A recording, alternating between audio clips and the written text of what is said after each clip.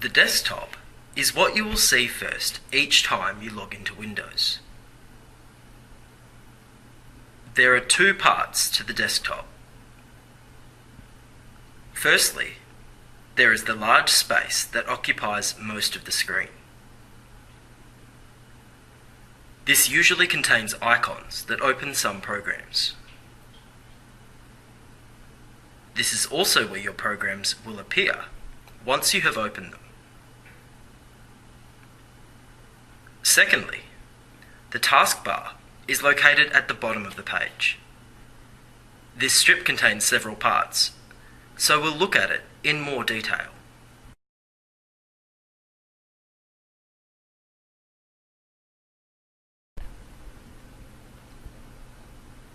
The taskbar is the thin strip at the bottom of the desktop. It contains a number of parts. At the left is a circle with the Windows logo in it. This is the Start menu, which we'll look at in a moment. Next are program icons, such as Internet Explorer, Windows Explorer, and Windows Media Player. Clicking once on any of these will open up each of these default programs. If you have any other programs open, for example Microsoft Word, you can see the icons for these along the rest of the taskbar.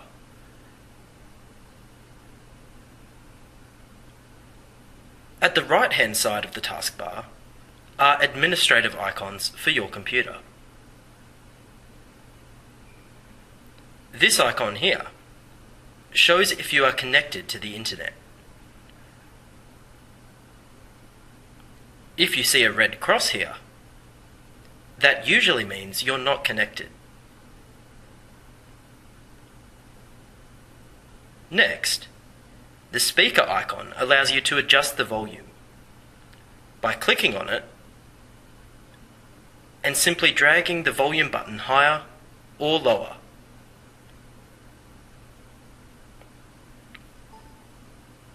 If you click on the time and date, this will show a calendar and a clock, and you can reset these if you need to by clicking on the Change Date and Time Settings button and then following the prompts.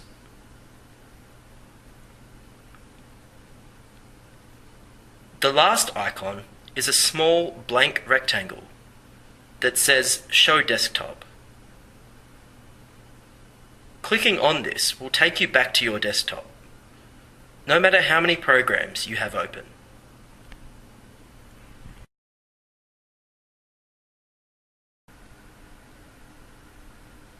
To open up the Start menu, you simply click on the Start button on the left-hand corner of the taskbar. This is the Start menu. This is where you'll see all the icons of different programs that are running on your computer. Clicking on any of these icons will open up that program for you to use. If the program doesn't show up here, you can simply click on All Programs. This will open up a list of all the programs on the computer.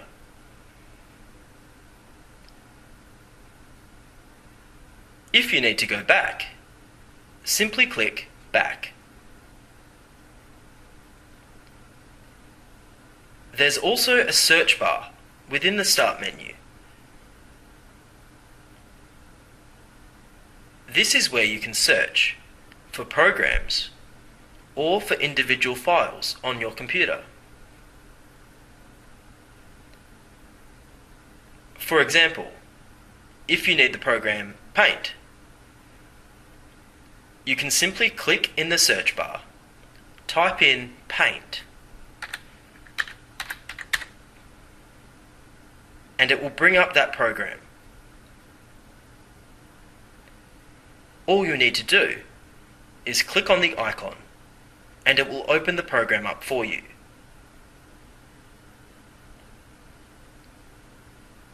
You can go back to an empty search bar by using the backspace key on your keyboard to get rid of this word.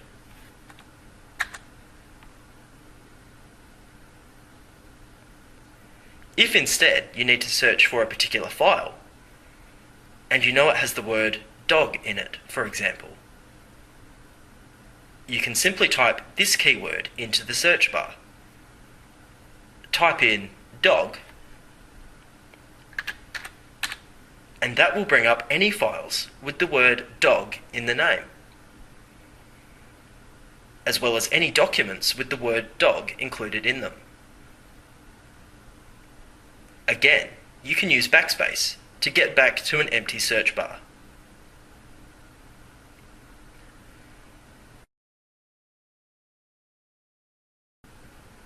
At the right-hand side of the Start menu are a number of important icons.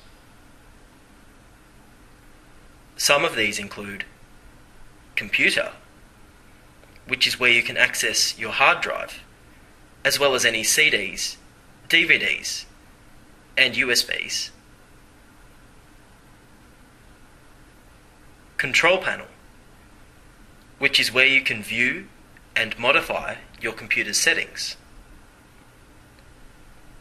Devices and Printers, which is where you can view and manage your printers, scanners, and other items of hardware.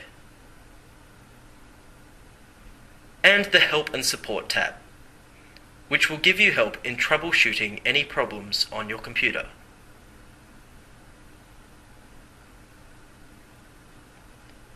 In the bottom right-hand corner of the Start menu is the Shutdown button. Pressing on this will close all your programs and shut Windows down, turning your computer off.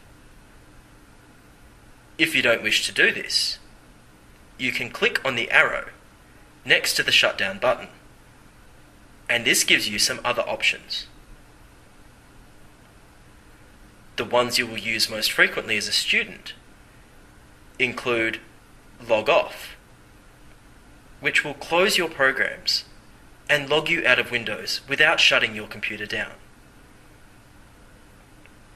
And Lock, which is where you can keep all your programs open, simply locking the screen so that nobody can access your information while you're away from your desk.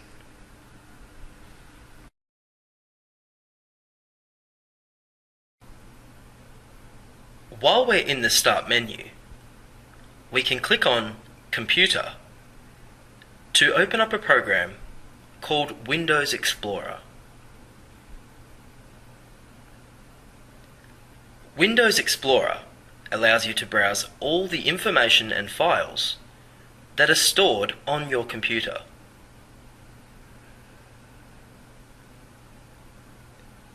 The hard disk drives contain all the information that is saved on your computer itself,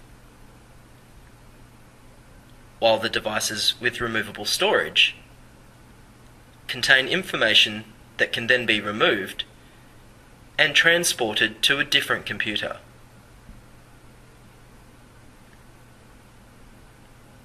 Devices with removable storage include CDs, DVDs, and USB sticks.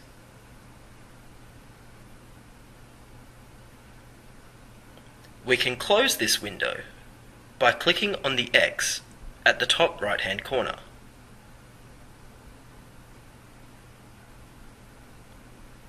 We can also access Windows Explorer using the icon on the taskbar. We simply click once using the left button on the mouse, and this will open up Windows Explorer. This is where we can access all our drives through the link for Computer as well as our libraries, where we can find the documents we've saved, as well as music and pictures.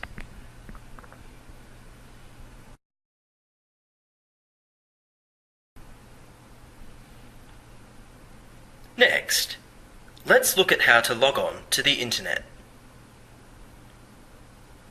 You can access the World Wide Web by using programs known as web browsers.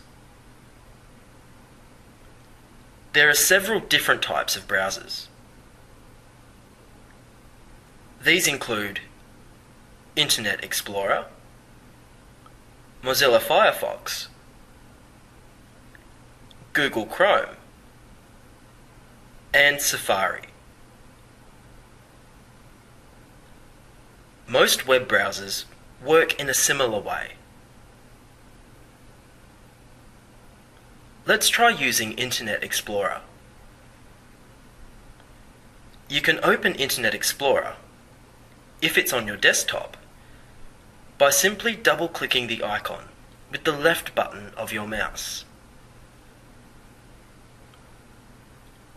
Internet Explorer is also found on the taskbar. You can simply click it once with the left button of your mouse, and Internet Explorer will launch.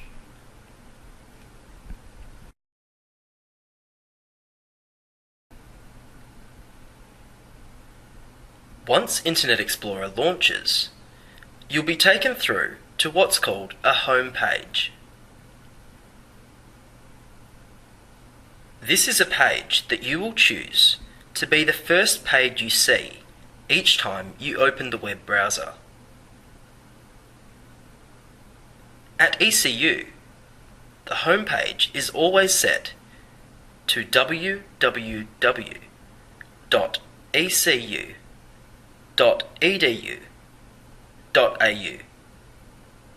which is the web address for ECU's website. On your home computer, you can change your homepage to whatever you'd like. Perhaps a news website, your email account, or any other page that you go to frequently. You can do this simply by clicking on the arrow next to the home icon here and following the prompts.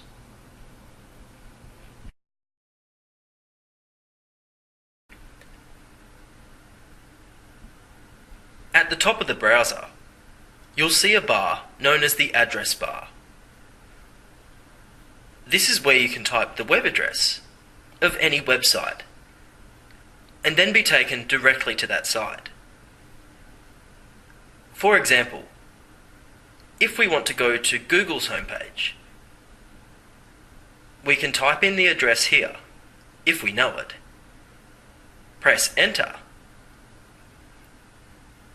and we'll be taken through to that website. Let's try that now.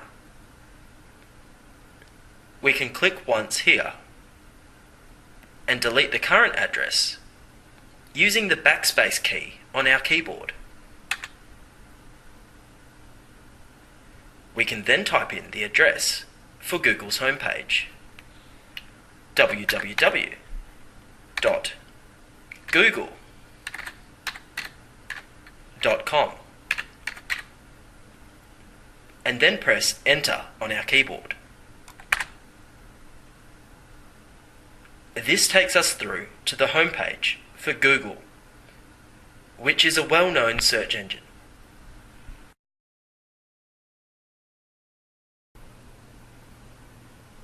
Once we're already on a website, we can add it to what's called a favorites menu.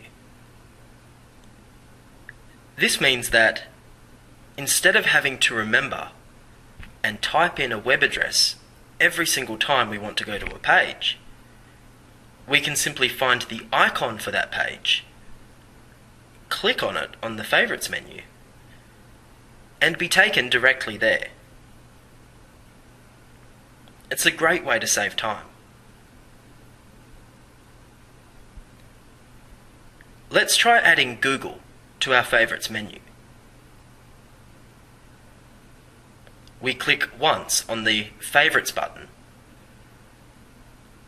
and this opens up our favourites menu. We can then click on Add to Favourites.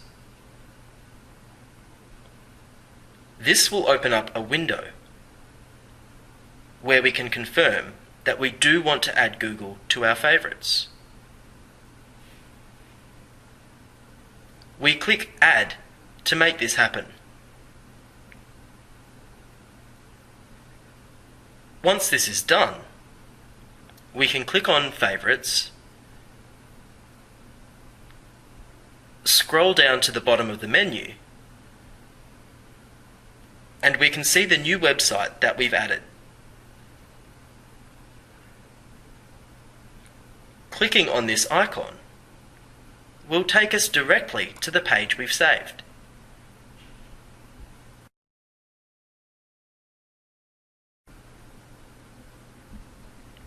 If we're on another website and we'd like to return to our home page, we can simply click on the Home icon, located along the top of the web browser. Clicking once on this icon will return us back to our home page. If we then decide that we'd like to go back to a website we've saved as a favourite, we can return back up to our Favourites menu, click on the link for Favourites,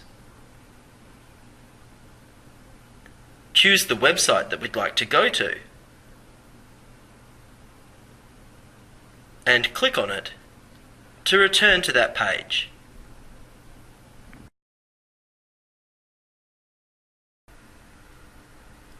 If you need to look at another website, but you'd like to keep your current page open, you can use a new tab. Simply click here, and a new browser tab will open up. You can then type in the address of another website that you'd like to go to. For example, ECU's homepage.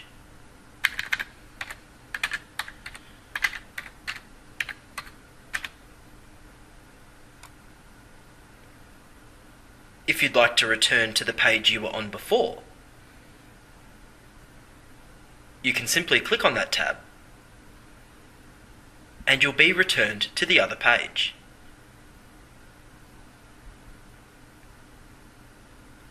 You can alternate between tabs as many times as you like, and you can have several tabs open at once.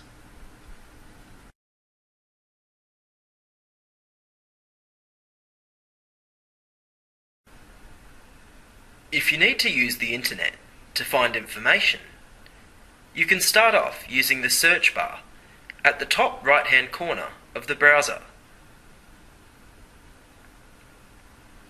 This search bar uses a search engine to scour the internet for results that will match the keyword that you type in.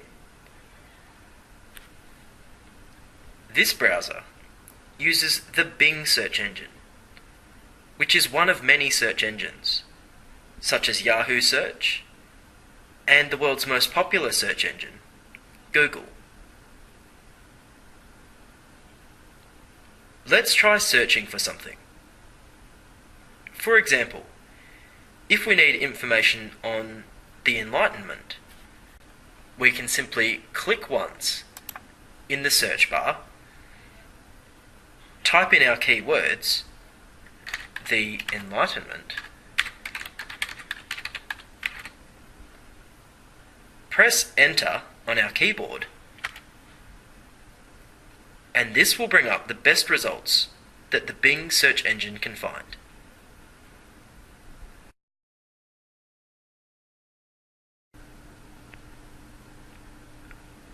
Google is the world's most frequently used search engine.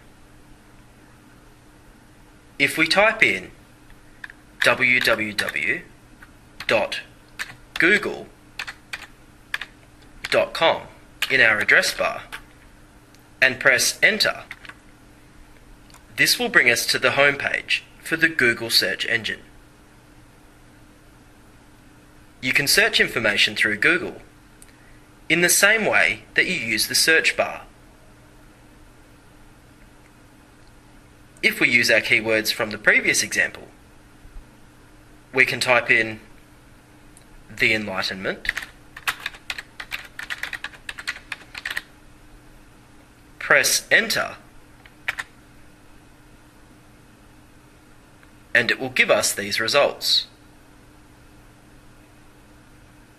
With Google, you can search not only web pages, but also images, maps, videos through YouTube, current news and information, and much more.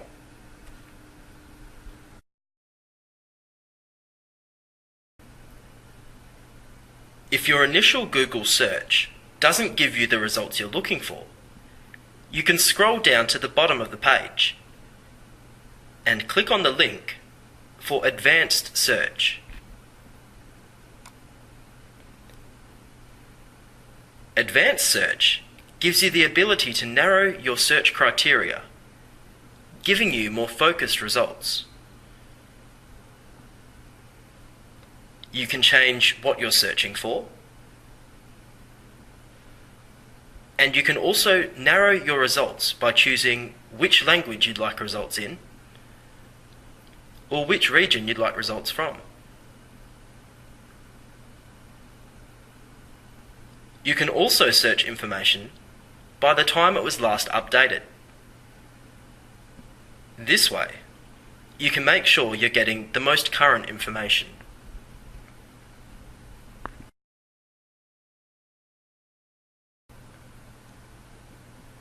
Another useful resource that Google offers is Google Scholar. You can access this by clicking on the More tab at the top of the page. On the drop-down menu, select Even More. Once on this page, scroll down to the bottom.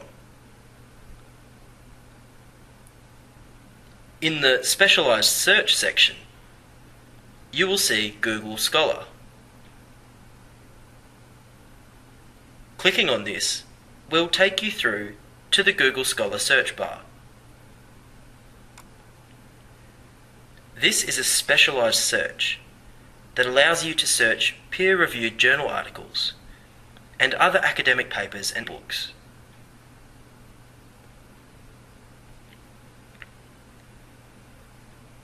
This can be a useful resource for your assignments. You can also search academic articles, papers, and books by using the ECU Library One search, which you can learn about in other workshops.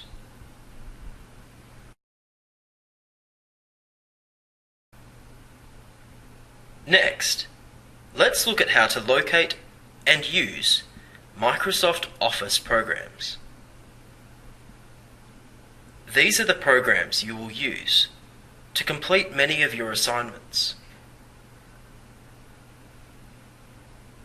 You can find these programs by clicking on the Start menu. Once the Start menu is open, click on All Programs.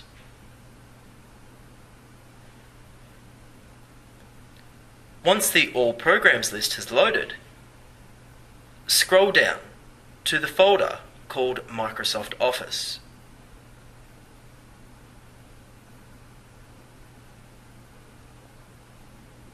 Clicking once on this folder will show you all the programs that are contained within it. The programs you will probably use most frequently at uni include Microsoft Excel, which you can use to analyze data with spreadsheets, tables, and graphs.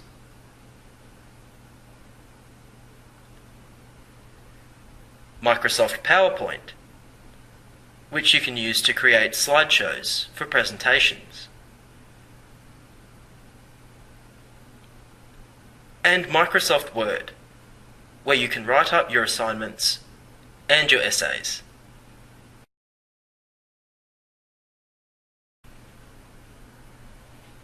Let's open Microsoft Word. Clicking on the icon for Microsoft Word will open up a new document. You can maximize this window simply by clicking the Maximize button in the top right-hand corner. What you see is the blank page of a new document. Microsoft Word is a word processing program. Anytime you need to type up information and words, such as for an essay, report, or any other assignment, Microsoft Word is probably what you'll use.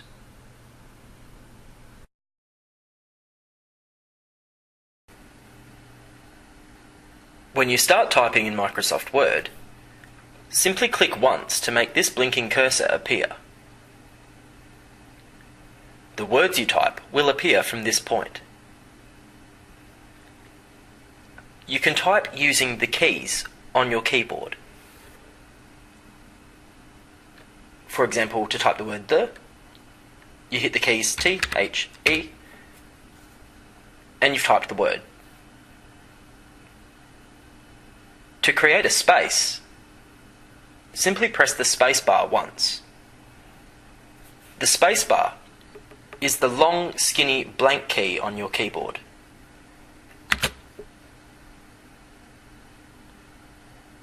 If you're new to typing, don't worry. The more you practice, the faster you'll get.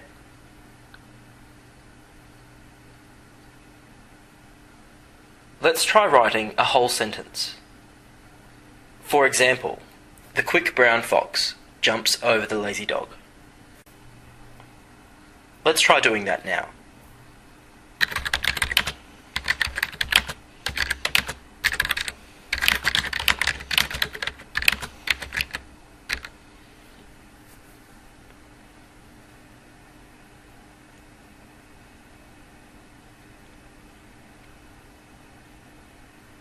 If you need to start a new line in Microsoft Word, simply hit the Enter key, located towards the middle of the keyboard. This will return your cursor to the left-hand side of the page, and you can start a new line. You can press Enter twice to start a new paragraph.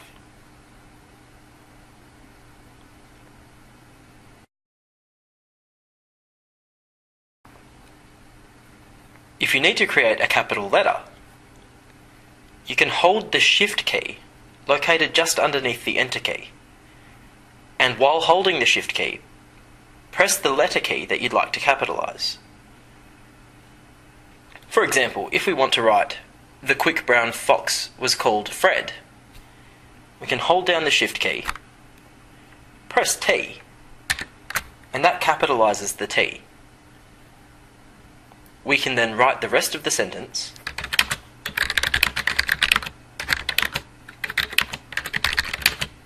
and when we get to capitalizing Fred's name, we hold down Shift and press the F key, followed by the rest of Fred's name, and a full stop.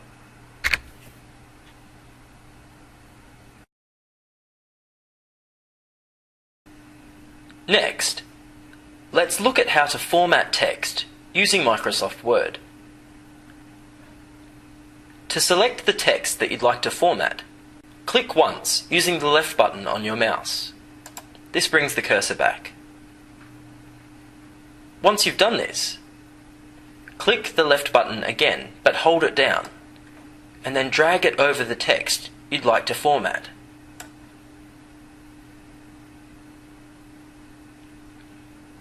You can then use the formatting tools located at the top of the page.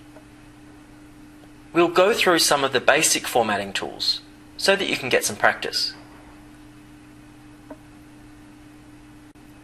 You can click on the arrow here to change the font of the text.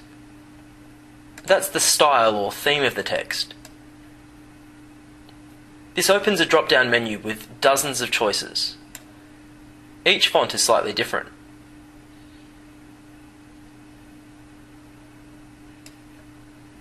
At university, you'll usually use a conservative font, such as Times New Roman. Try highlighting your text and then changing the font to Times New Roman. To make the change, you simply click on the font that you'd like to change it to.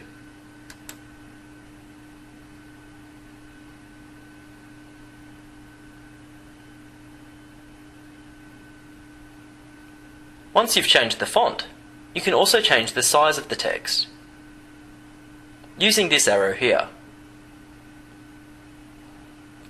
Clicking here opens up another drop-down menu with several different choices.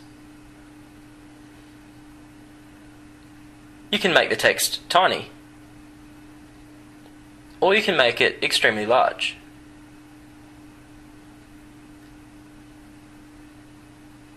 At university level, it's a good idea to work with size 12.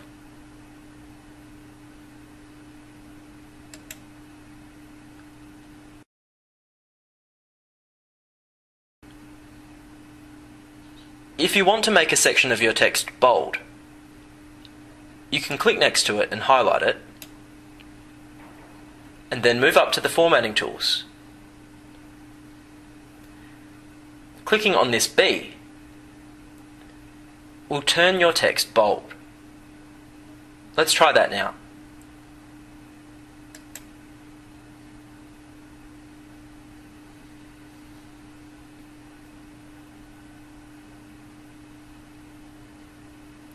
You can also format your text in italics by clicking on the I.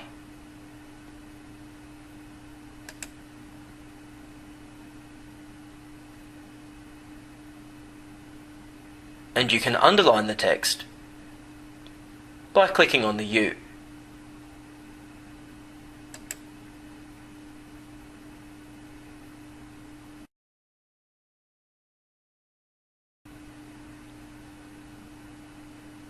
If you need to put some text into the center of the page, for example, for the title, you can use the alignment options found here. Clicking on the left will align the text to the left, which is the default option.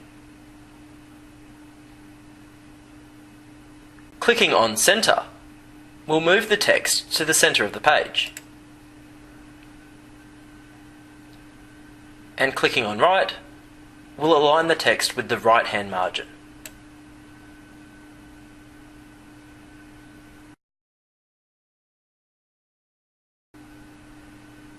If you want to, you can also change the color of the text.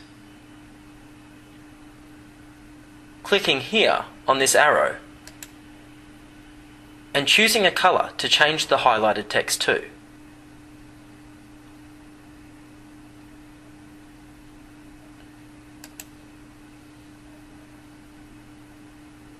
There are many other ways to format text in Microsoft Word, and you'll find these out with more practice.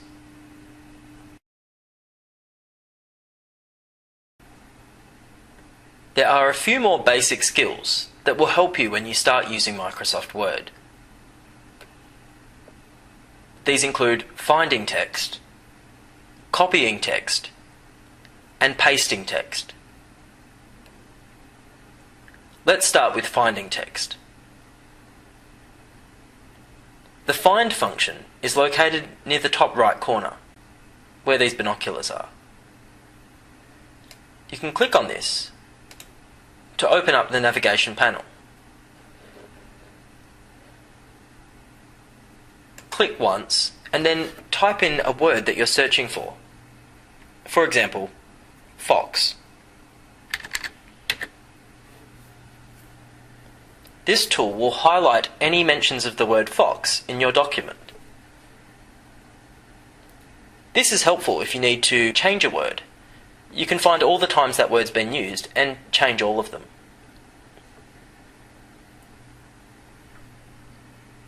If we press the X here, that will close the navigation panel. You can also use the find function by using what's called a keyboard shortcut. This opens up the function without using your mouse. You can open up the find function by locating the control key on your keyboard. This is just below the shift key. Hold down the control key, and while that key is held down, press the F key. As you can see, this opens up the find function.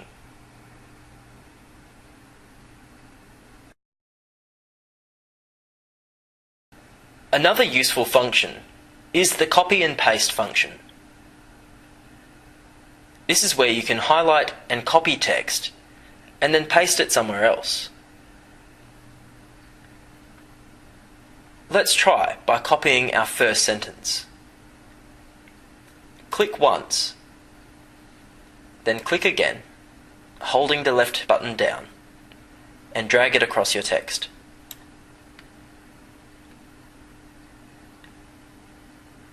Move your mouse over the highlighted text, and then click the right button on your mouse.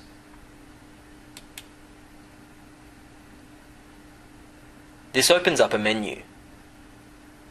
Select the second option, which is copy. That's copied the text to Microsoft Word's clipboard.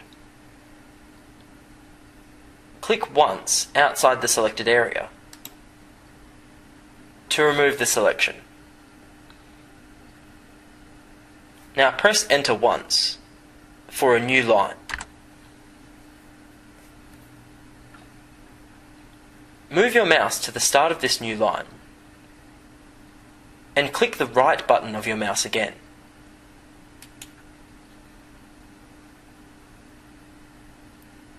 You'll see there's no option for copy, but you can paste. There's several options. Select the one with the letter A to paste text and click on it. This has duplicated your entire sentence. And you can repeat this as many times as you like.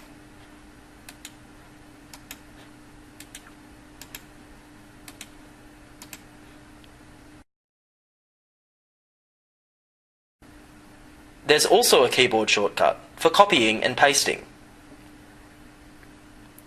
To copy text, you can highlight it, then hold down the control key and press the letter C. To paste the text, simply click elsewhere, hold down Control again and press V.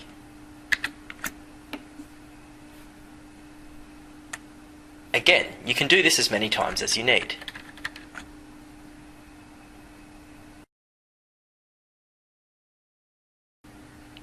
There are many more useful functions within Microsoft Word, as well as many more keyboard shortcuts. You can find some of these on the handout that you've been given today. You can also search for them on the internet. Another way to find them is by hovering over an icon, which will give you the keyboard shortcut, if there is one. For example, let's try hovering over the B button. We know that by clicking on this, we can make text bold. But this tells us that we can also hold down Control and press B to make text bold without using the mouse. Italics and underline also have keyboard shortcuts. When you've finished using a document, or even if you're partway through, it's a good idea to save it.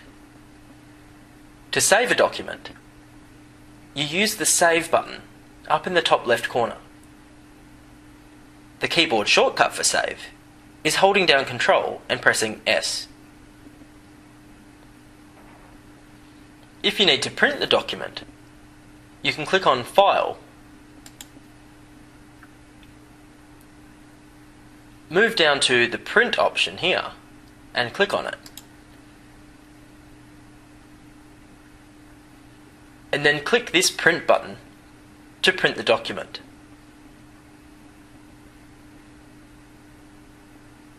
To return back to your document, you can click on Home.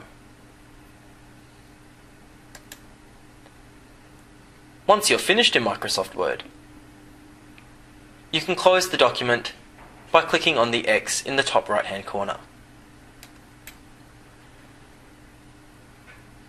Today, we won't save the document, so click Don't Save.